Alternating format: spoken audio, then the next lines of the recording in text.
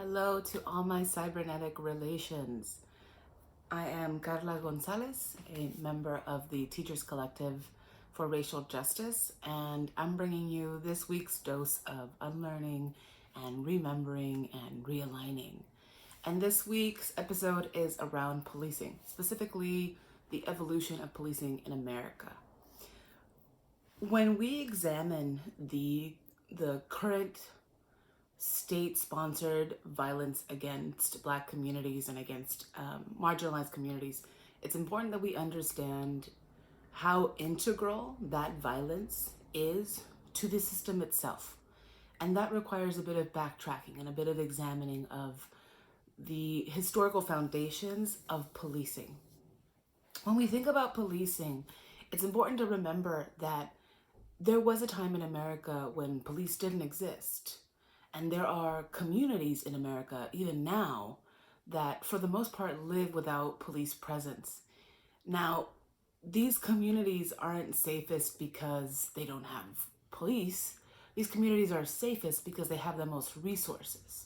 Typically, crime results from a lack of resources or a lack of needs.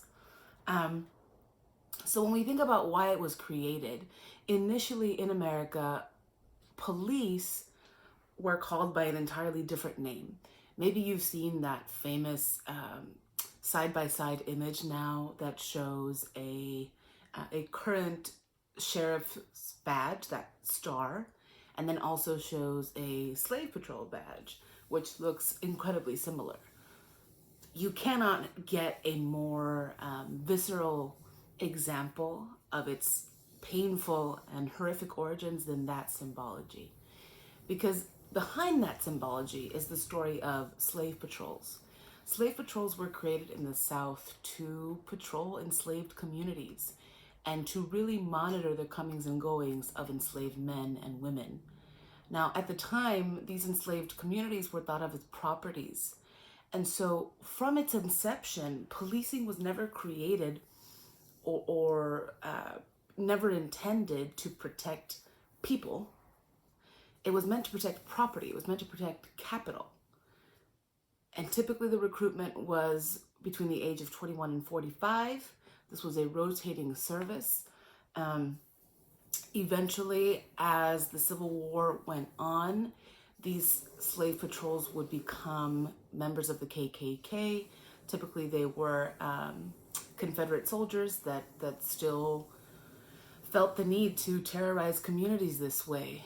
And very quickly you see post-Civil War in the incredibly tense relationships in these communities during Reconstruction, you start to see a shift where the acceptability of violence, and in particular extrajudicial violence, is not only permitted but is welcomed, because you have the viewing of lynchings, you have public beatings of enslaved folks.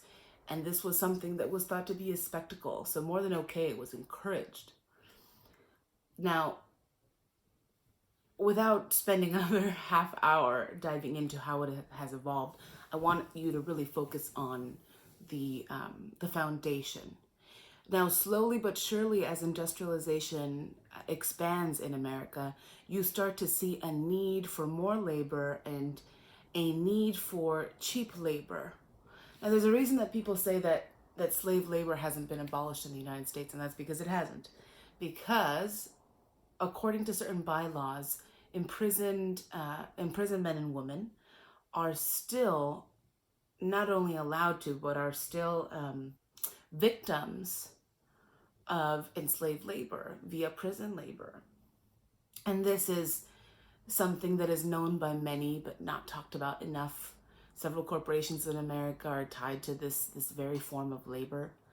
And really, when you pull apart these pieces, when you pull at the thread to look for the source, you start to see quite easily how these systems function exactly the way in which they were intended to. These systems are not broken. These systems are not flawed. They're doing exactly what they wanted to do then. And that is to protect capital. That is to protect property. That's why you see people upset that the Target or whatever other stores is getting looted and broken into, because we have been conditioned to, if not value buildings and corporations more than humans, put them in the same, give them the same amount of worth and of value.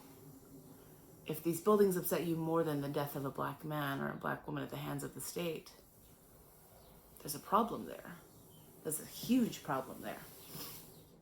Anyway, I could spend so much more time talking to you about this, but really I want you to be able to understand by the end of viewing this video a few things. One, policing in America began with the policing of enslaved communities. It began with racial profiling. It began with the tracking of movements of black communities. It was meant to protect property and not capital.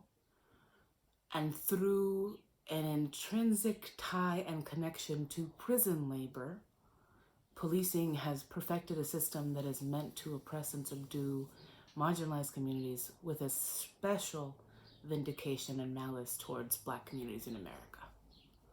Next week, we'll be moving on to disposition needed, and we'll continue examining the criminal justice system with these short clips. I hope you enjoy, and I hope you managed to unlearn something today. Bye-bye.